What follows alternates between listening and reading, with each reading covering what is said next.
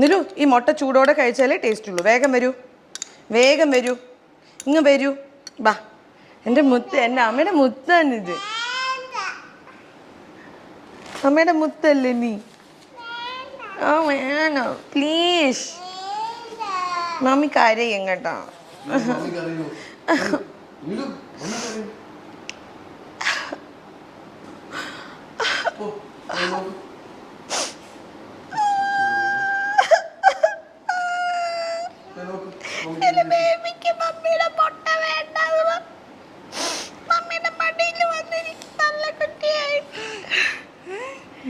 വന്നിട്ടാ എന്റെ മുത്താണ്.